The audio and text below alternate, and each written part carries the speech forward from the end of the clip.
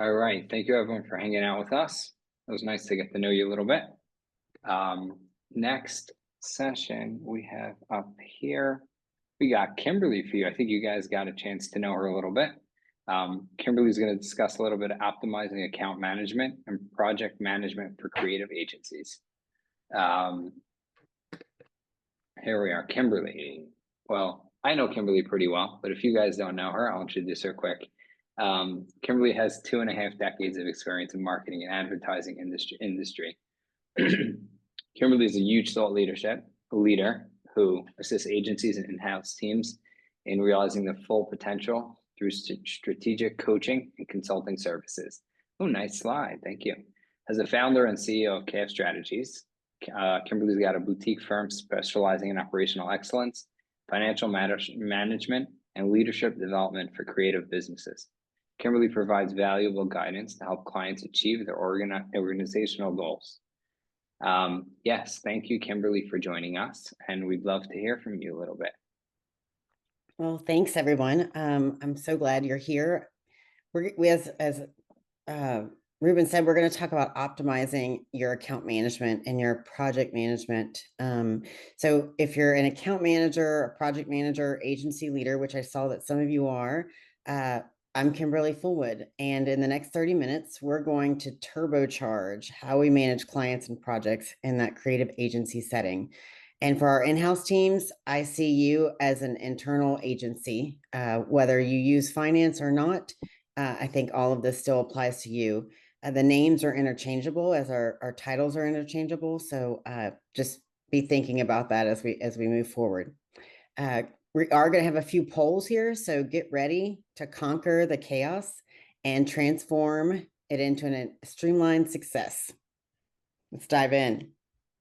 Amazing. Let's do it. Yeah. So why is optimizing account and project management crucial, especially today? Well, if any of you had joined or were on the panel a little while ago, we were kind of talking about that and what 2025 and the future holds, right? Well, it does. A big part of that lies in account management and project management and how well that's being done. So the cost of chaos is high. And in 2025, clients expect lightning fast turnarounds and flawless execution. It's been like that since the genesis of advertising, right? Surprise overages, missed deadlines. That all happens if we're disorganized, right? If we don't have a standard process to follow. We get, meanwhile, chaos that gets expensive. We've got projects that are running over budget. We inevitably get scope creep goes unchecked. Those profit margins start to sink. People start dumping time in the wrong places because they're making it up 2 weeks later after they did, after time's been due. They're probably dumping it on admin jobs, which is constantly leaving money on the table, right? So if agencies lack process, meaning billable hours are leaking like a sieve throughout the agency. So when you think about your teams, talented people get burned out, right? They have life changes, right? So if you're lucky like Workamajig and you have all this tenure, they're doing something right to be able to keep those individuals on staff. And they care about them as people, not just people working for them, right? It's my philosophy. So when you're working through a burnout, there are days that we're always firefighting, right? Where your operational processes and your procedures should manage 80% of what you do on a daily. So if your systems aren't built and your processes aren't defined, then everyone's kind of doing their own thing and they're living in silos. And clients start to see those cracks. So I had an agency who scaled from 50 to 300 people. At 50, they didn't have an org chart. It was a flat organization. So when they jumped to 300 in like a year and a half, it was chaos. And it took us a couple of years just to redefine and change that thinking of you have to empower people to be able to make decisions. You can't just leave it up to them and pretend it's an entrepreneur spirit. It doesn't work that way. It's nice. It's a good dream, right? And all our creatives are dreamers. So that's kind of probably where that comes from. So when things fall through the cracks, work gets duplicated. Everyone's responsible for that, right? You have to understand that you have an impact on the person in front of you and behind you. And so when miscommunication soars, chaos gets costly. So that's where we're here. We're going to fix this now. At least we're going to attempt to, right? After all, nearly 97% of organizations say effective project management is critical for business success. We can't afford not to optimize. So before we get any further, we're going to start as poll time, right? We're going to do a few of these. I want to hear from you. Let's be honest, which of these pain points sits closest to home for you? Keeping clients informed and happy, knowing the team's capacity and forecasting the workload, staying on budget, controlling scope creep, or clarity on who's doing what?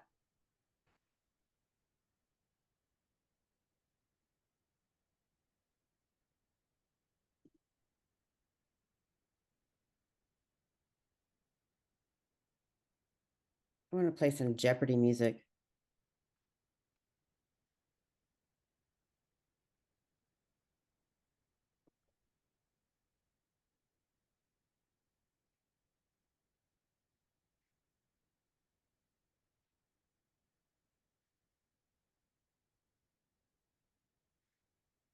Should be in all of the above, right? I'm seeing a lot of P's and C's over here.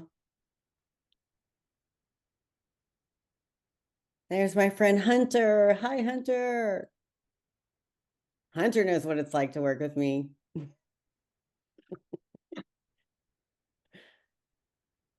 It looks like B. All right. So knowing the team's capacity, and C, forecasting that workload is the biggest challenge. And it almost always is when I go into an agency too, right? It's being able to identify those resource needs that are like, you can't even plan for new business, right? If you don't have some kind of visibility into the future, what that looks like, it's impossible to plan for that future, right? So good job. Thanks, everybody. Thank you for doing that. We'll have a few more as we go through. All right. So when you have 4 options that came directly from the common issues, I see it all the time in all these creative agencies. And so we're going to tackle each one. Hopefully by the end of this, you'll have a few strategies that you can pull out of your back pocket. So to optimize, we manage, oh, I'm sorry, I skipped a slide. Did I? Yeah, no. So proactive client communication. This comes up all the time. And when I come into an organization, I try to solve a lot of your problems just through defining your SOPs. Clients see the cracks. And if you are always that client that said, or that agency that says, okay, client, yes, you say jump, we say how high and how many hoops you want us to go through. I often find that it's very difficult for account people to hold their clients accountable. They're afraid of those difficult conversations. And usually the only reason they're afraid is it's possible you may not be in the right role, or you've just never been trained or coached on how to be able to do that effectively without. So you can always say no without saying no. And so it's always better to get in front of your issues, or, even if it's just keeping that dialogue open, whether it's a once a week status call, whether it is, having reports that tell you when something is due from the client. So you're checking in like the day before to see if that's going to happen or not tomorrow. Understanding from the front end who are the people that need to see this, who has to lay eyes on this to get approvals. Build that into your tools so that you can see that line of sight and you're not always waiting on that client to come back. There are some things that you have to determine too internally. It's have we gone beyond scope? Well, if we've gone beyond scope, then we need to go and get more dollars, even if we've built value add into there. Remember, I said that earlier in the chat. Don't suck out that profitability just yet, right? There's always room for more. So it's about getting in front of it, staying proactive with your clients, having the tools so that you can have those intelligible conversations with them to keep them moving. clients don't like having to chase you. And I know we don't like chasing them. So the more you can do that and be proactive, the better. That proactive communication plays throughout the agency too. So creative feels like they're running hot on a task or a project. They need to raise their hand. They don't just get the autonomy to go over that budget, because at the end of the day, our account teams, our project management teams, you're the ones responsible for staying on track with that budget, right?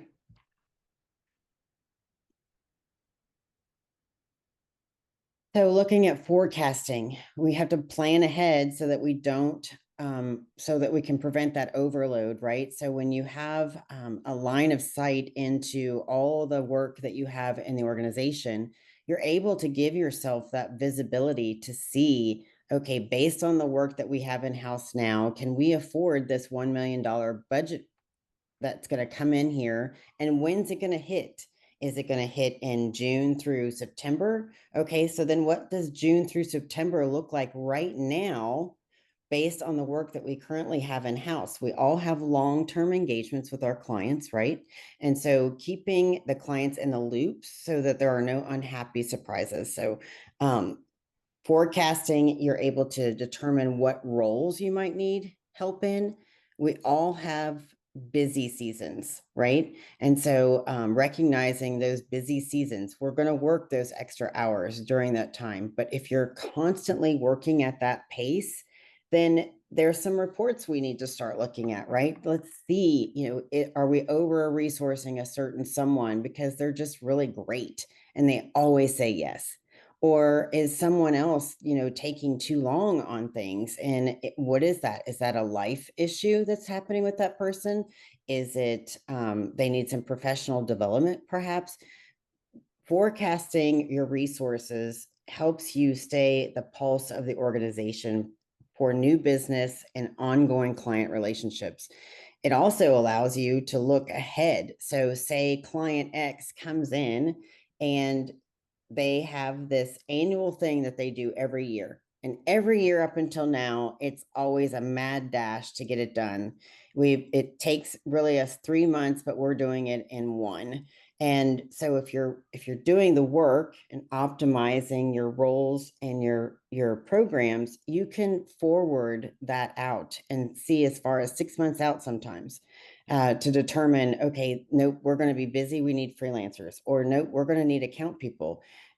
The reports tell a story. It's for you to also be in the know to understand what that story is. Okay, what's the context of that story? So planning ahead is crucial. When you're, I'm sorry, I'm getting ahead of myself. I'm so excited. Project financial accountability. So a lot of agencies aren't great at this, right?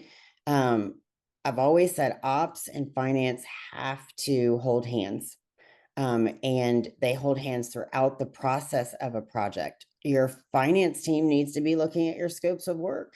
Your project managers need to be looking at, the workload that's coming through, and what does that budget look like against what's already out there.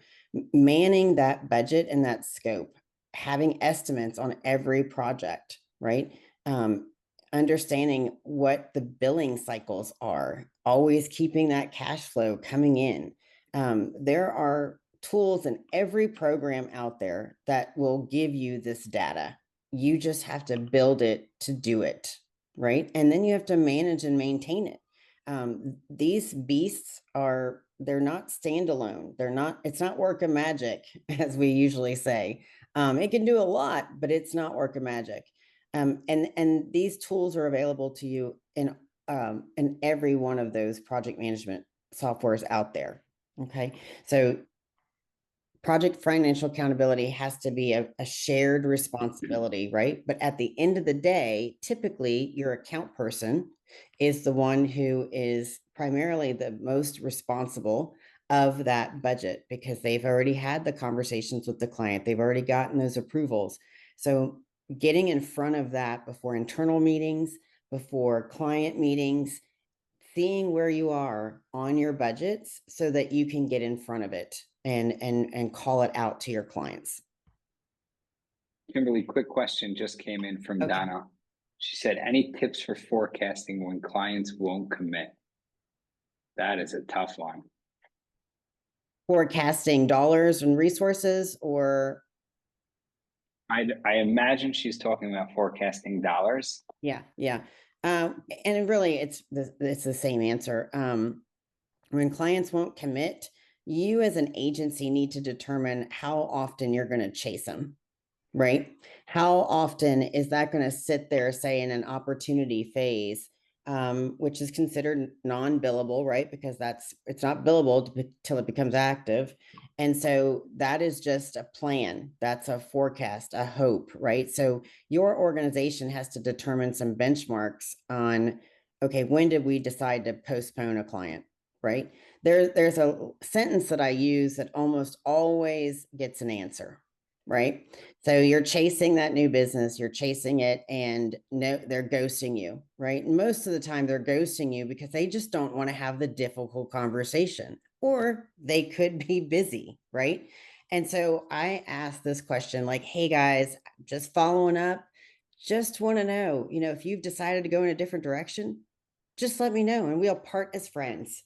But could you let me know either way? And almost every single time I get an email back saying, oh, no, we're just delayed, or this, or oh, we need to meet about that, or oh, nope, we have decided to go in a different direction. And I'll say, see ya, you'll be back. No, I'm kidding. Yes. So it's, as an agency, you guys just have to decide, when do we go pause? When do we pause this outreach so that you can continue burning your efforts in a profitable place? You also determine how much of this dollar amount is going to be part of our sales forecast. So in Salesforce, HubSpot, and even Jig, you have these probabilities, right? What's a probability that we're going to close this amount? Well, that number helps gauge what our sales forecast looks like, right? And so again, sales forecasts are plans, guys. They're not concrete. It's a plan. We're working towards a plan. Now, if you want budgets, that's based on what you did last year, right? And that's primarily penetrating those clients, those existing clients, for more business. Does that help answer that question? Yeah. That sounds great to me. So we talked about financial. So the fourth one, hold on, sorry. Yeah, the fourth one is, this one is like my mantra. If any of you were at the boot camp, you probably heard this. Hunter, I know you at Chapel Roberts, you guys hear this from me all the time, but roles and responsibilities are so key, y'all. It determines everyone's part in the play, if you will, right? Everyone has a role, and everyone needs to be clear on whose role is whose. They need to understand, okay, you're responsible for getting the feedback from the client, not me, right? And the project manager is the one who is making sure that the work is getting done, right? That we're going to meet that client presentation on time. They're the ones who are herding the cats, if you will, right? And then the creative director is the one who's directing their creative, right? So when you have those clear, distinct roles throughout the organization, you also then ladder it up from an org chart like thing. So who is empowered to hold others accountable? You need that distinct line, right? And depending on where you fall in that hierarchy, you are empowered to make decisions. Those could be financial decisions, and it could be holding people accountable to the process. So it's so important that your roles and responsibilities are clear. And this is in and out of any system that you might have. So it's important that, account people have their roles and their title correlates with that. We are a creative world, and we love how creative we can be with our titles. And so often there is a disconnect, right? Between your title and what your actual role is in the organization. And so for new hires, for growth planning, you need to understand where those those lines are, so that one, you can ladder up to the next one. So what do I need to do to stretch into that role, right?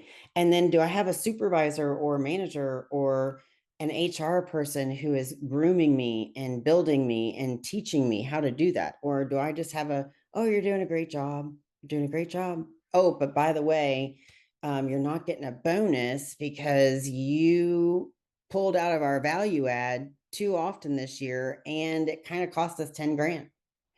Oh, but learning that a year down the path is not helpful to you, right? So it's so important to do that.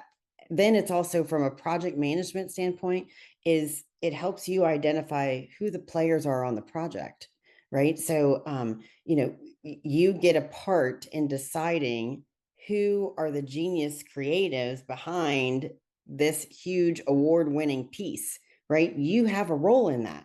And so own that role, right? That's how I got where I am, is learning to understand the personalities of people, understanding how they show up at work, understanding what motivates them, and align that with their roles and responsibilities and who does what throughout the organization, who can count on who for what, is so, so key. Any comments on that? No? No, okay. All right, so now we have what's called the RACI framework. This is a coined term from Microsoft that I borrowed several years ago as a way to map out the right people in the right place, bringing clarity, right? So fourth, the RACI framework is all about clearing up those roles and responsibility and identifying who is responsible for what through the life cycle of the project. How many of you, just real quick, and this wasn't planned, so forgive me, how many of you are part of an agency where you bring in people at the last minute? Say it's your web developer or your social media team, and suddenly they have to come up with an idea on the fly that's due Friday, of a project they had no clue about. Does that happen? I know that it does. Yes, yes. This helps eliminate that. Yes. Only when our clients assign us last minute projects. Ha! Right? And how many clients do that? Every one of them, right? This is why, again, 80% of your business needs to be ran through your workflows and your systems, right? So because you're inevitably going to have that 20% where the CEO comes in and they suddenly want to have a party for their parents' 50th wedding anniversary, and they circumvent my project manager. They go in front of my account person and they go straight to the creative to get the work done, right? And then you're hearing about it through the grapevine, right?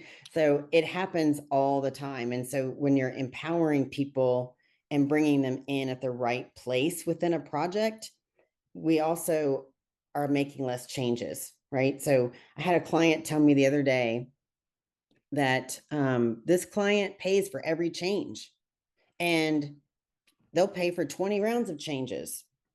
And I'm like, I hear you on that, but 20 rounds of changes, forgive me, that's an account management issue. That is a team that is unable to hold a client accountable to the scope of work that's been planned. And while, yes, they'll pay you for all those hours going over, it's costing you in other projects, right? Because it's a constant disruption. No one can count on anything because this client's always going to come back a bagillion times, right? And that's just not profitable. It also creates frustration on the creative team side. Project managers are constantly just juggling things around, and it's not an efficient way to work. So there are ways to manage that. And so our industry, we always have time to change things.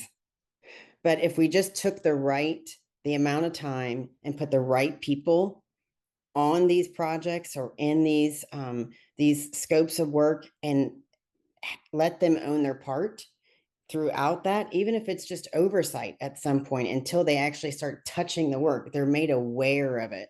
So that when it's time to go and start developing the code for this website, your developer has already seen the brief. He's already been part of that kickoff. He's seen the internal reviews. He knows what you're trying to build, and he knows that he can execute on that. Right. So it's so important that those roles are clear, and the RACI helps you do that. My mouse. Moving it too fast. Oops. Okay, technical difficulties. How do I get my mouse back? What happened to it? I think every webinar needs a couple of technical difficulties. Right? Okay. Can you help me stop sharing, Ruben, and let me try to redo this? Because I can't even Sure. get to it. Sorry.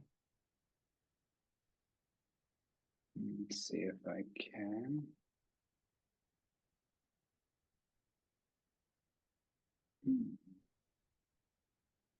Kick me out. No. I'm not kicking you out. But give me a second. See if that didn't. Oh, there. My mouse is back. My mouse is back. Okay, good. Okay. So sorry about that, guy. All right.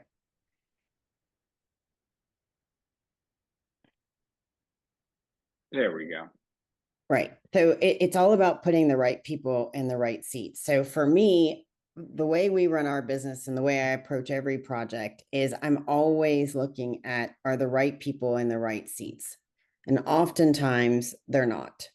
I'm always, one of the things I do for some clients is I recruit the project management role or a controller role or someone in the finance or the PM area, right? Traffic, resource managers, whatever you name them. And when I recruit them, I try to start with the people internally. Usually, if they're part of these conversations that we're having, where we're defining these roles, or I'm hearing some of the pain points from these teams, I'm recognizing a superpower within the group, and I typically start with them. And I've been in a situation with a huge client where they didn't even have an operational level. They didn't have that layer at all. And I created it and put a person in it even before getting permission because it was needed. And they said they never would have been able to pivot had they not had the operational roles in place or the systems in place to help support it with the processes. So understanding the right people in the right seats. It goes far as account management or project management too. When you're assigning work, it's not about availability, right? It's not about putting this person because they're available. It's about putting the right person on that engagement because of the skill sets and their experience that they bring to the table, right? So understanding, putting these people in the right seats. Your people drive your process and your systems. And when you're able to give those people boots on the ground, what they need, and leadership inevitably is happy, they get what they need, and they're far more efficient and more profitable. And clients don't see your cracks.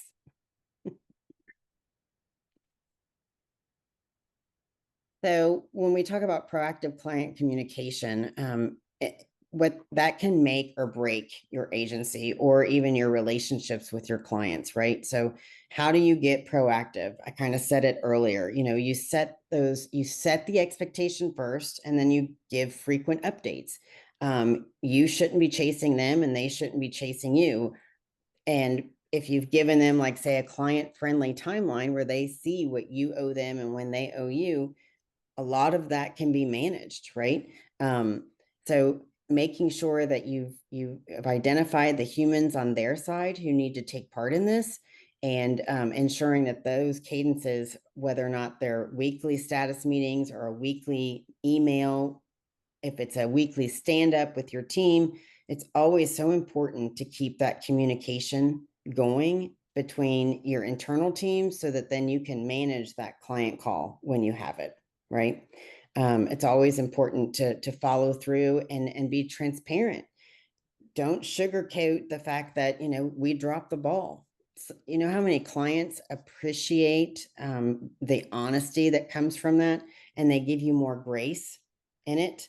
But it's training our teams internally. We should all be going through some continuous learning and training, whether it's through coaching or on-site development from senior level people who have been in the business for a while, showing you the walk, helping you learn the talk.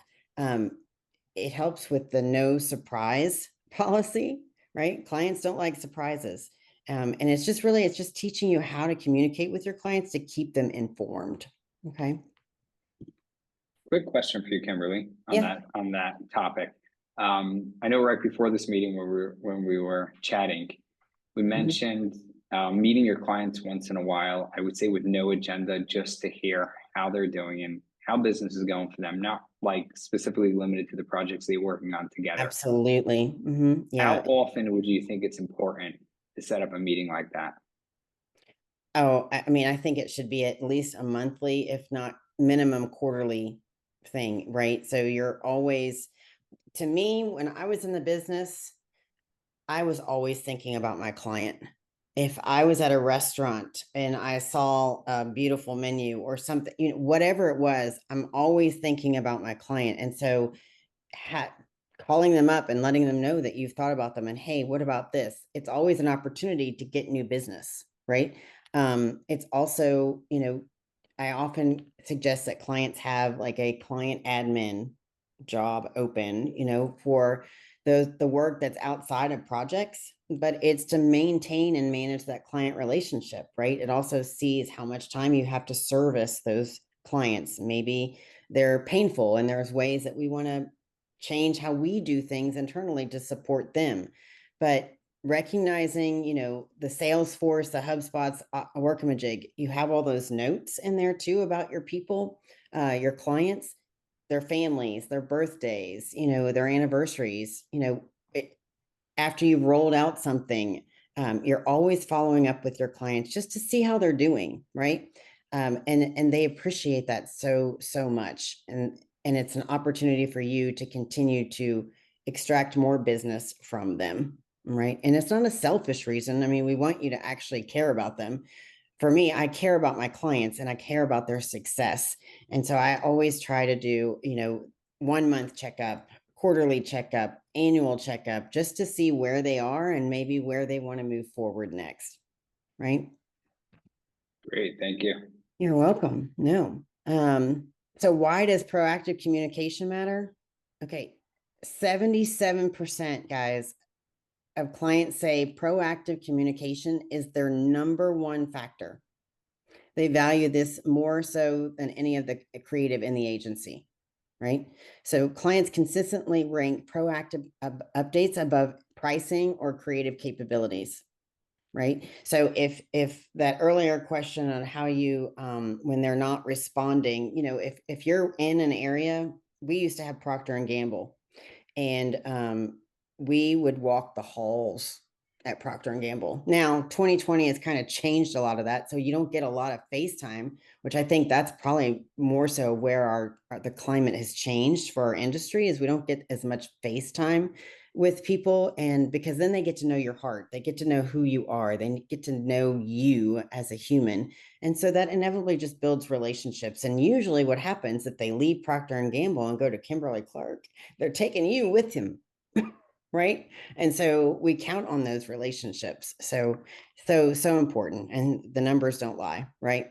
So projects with regular client communication checkpoints are 2 times more likely to be delivered on time and on budget too. So that's all about our project management internally, right? How are we communicating with our teams? How are the communicating back to us? Are we staying ahead? You've got to maintain this beast, right? You have to be in the know. What I used to always do is I would, now you're in Zoom, I know, but I would walk the halls, even in my own organization, and just double check. Okay, anything come in through the night that I need to be made aware of. Are you sure we're going to hit today's deadline? Do you need some more help? Do I need to barricade you from everyone else so that you can get this work done? Right. So that's your role. And when you work like that with a client and you work like that internally, people see that they can count on you, because project managers, in my opinion, resource managers, traffic managers, they are the hub of the organization. Um, they are the pulse of the organization. And if they're frazzled, everybody else is going to be frazzled. If they're rumor milling, everybody else is going to be rumor milling. I can't tell you how many times I played therapy as the person in that role. Everyone comes to you and just dumps on you because they trust you, right? So key, guys. Communication, checkpoints with your clients and internally are key. All right, so back to that workload forecasting, which I am such a geek over this, and Hunter and Zariah and Gustavo, if you guys are both here, also you know this, I'm a dork. I love being able to forecast out my resource needs. I love the leading indicators that based on plan, so what's already out there, who's got what, how many hours does that mean? I love that piece, but then I love even more so reports that tell me afterwards. So those lagging indicators. So how busy were we, right? And how many agencies out there always have an issue with, and I gotta see the chat on this one. Have issue with time entry.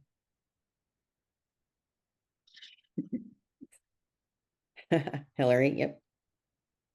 Still. Oh no, Hunter, we got to fix that. Right. So yes, and I think it will always be the thorn in our side, if you will. But what's key, what I find is that when you tell me that you're busy, I'm busy, I'm busy, I'm busy. I gotta call Uno on you, because if you're not booking time, I can't prove the need for a head count. If we can't see, that's right. It's tied to timesheet, timelines, annual bonuses. Yes, yes, yes, Kristen. All about accountability, right? Everything is tied to something. And, your creatives want to be part of the solution. They don't want to be the problem, right?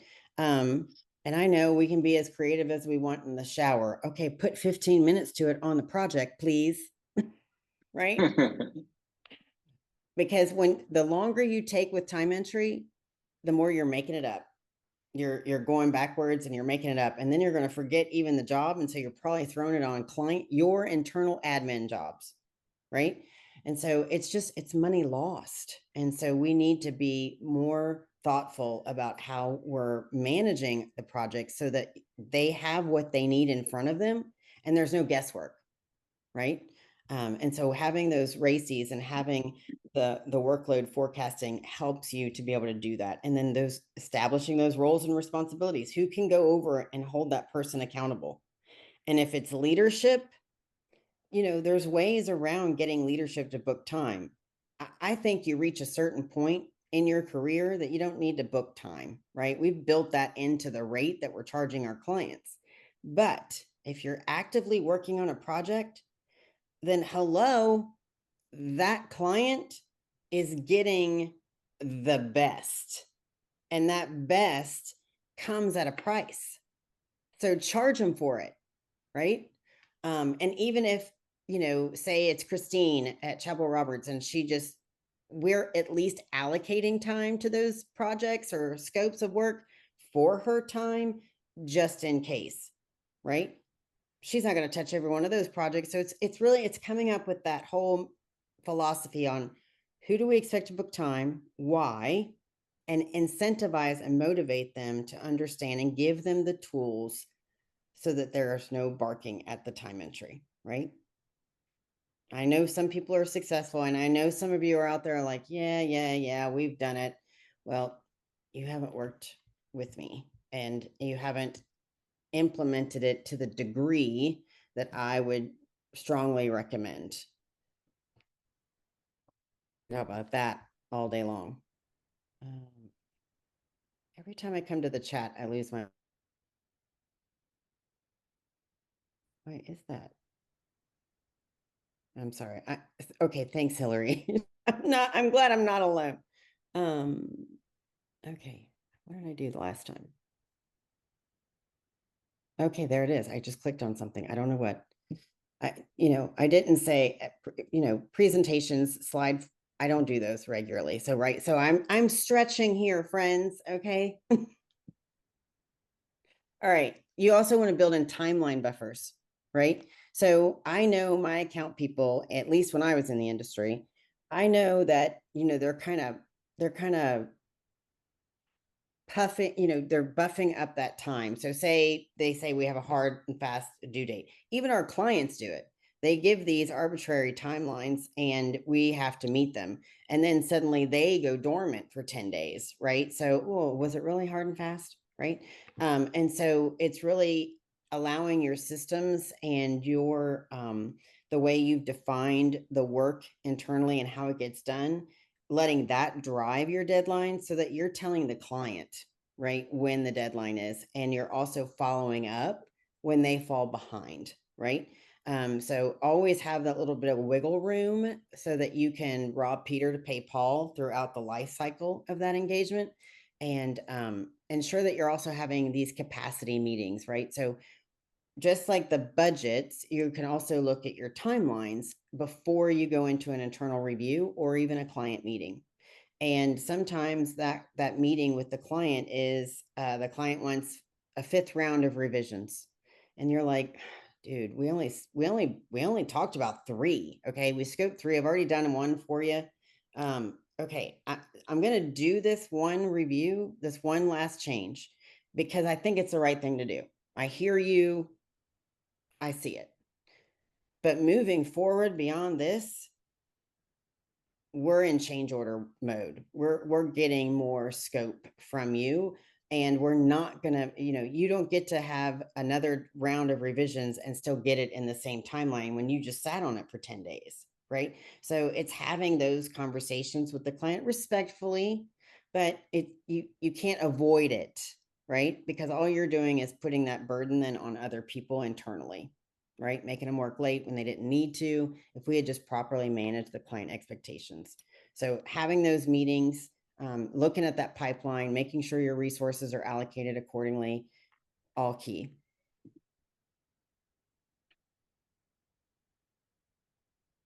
So the cost of not forecasting is always problematic, because oftentimes, I've walked into some agencies and they don't really share resources across offices. And so they have, they're doing a huge gaming trailer, and they have three other teams in the organization that do the same kind of work, maybe not to the level of like CGI, but there's some stuff in there that, they could use for support. And instead of planning for that, and being open to that, this is where silos come into play. And they're outsourcing to freelancers who end up costing you more on that project than if you'd use the guy down the hall. So when you don't forecast your resources, when you don't have that visibility moving forward, whether it's vacation, whether it is workload, whether it's travel, it costs you, because you're likely reacting to a situation that if you had just taken a step back and be like, okay, wait, if we do it here and we do that there and I put this guy here, you have to think about it all the time and always be thinking forward, not just reacting, because 20% of your time is going to be reacting. Hopefully not every day. Even that should get better, right? But you have to know your limits before you commit to deadlines. All right. And don't ever account people. How many of you agree to a deadline without even checking with the agency to see what bandwidth is? Don't do that. Never, ever, ever commit to a deadline. Now, we know that there are hard and fast deadlines. There's shows, there's events, there's this, there's that. But as I said earlier, like if it's something that is a reoccurring event every year, well, then you should start thinking about that event. So client doesn't bring it to you till October and it's always a mad dash to December. Well, maybe start that project, start the conversations, planting the seed with the client in August so that maybe you can get a head start in September, right? So it's just that whole proactive, always thinking about the next project before it's even in-house. All right, the money tree, right? We wanted to rain money in our agencies, right? So it's so important, again, that you have to manage that financial accountability on your project. So oftentimes I'll encourage your teams to do a review, add it into your process, right? You may not do a financial review of your entire project, or, I call it, everyone used to call it a post-mortem, but that's, that's kind of dead, right? But we do a retrospective, right? And in that, it forces you to take a break and let's look at how we really did on this campaign, or how did we really do on this project, or what was different about this project, because we were constantly putting out fires. And it allows those people to get in a room and, like, let's learn the lessons from it so that we can make changes, whether it's for us internally or how we just manage that client. Again, it's communication, it's reflecting, it's not just always sucking air and just chugging through. Okay.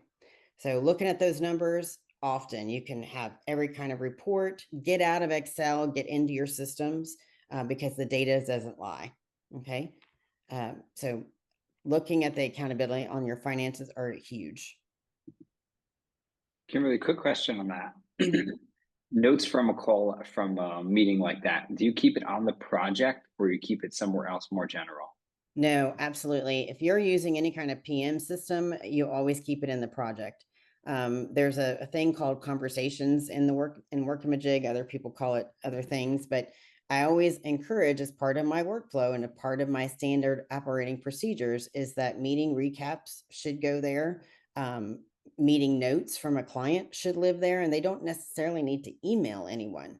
It's just information we want to log with the project so that we can see down the road, okay, if I need a backup on this person because they went out and had a baby like 2 weeks earlier than they were supposed to, I can quickly run through that information and get brought up to speed enough to be able to handle a call if the client called me, right? So you want a central repository of information. If you're keeping notes on a notepad or anywhere outside of your systems, you're losing valuable information, because if someone won the lottery, can imagine they're not coming in the office today, but there are still projects going, and we need to be able to pick up the ball. So those people, you always want to be thinking of the other person in case they needed to pick up that ball, they could keep running. Nice. Mm-hmm. So that whole budget versus actual tracking, that's also key, right? So many agencies are not doing even estimating. You guys make these beautiful scopes of work outside of the programs that you're using in Word or in Excel or InDesign, I don't know where, but they're living outside of the system, and you're not using any historical reference from what's happened before to drive that statement of work.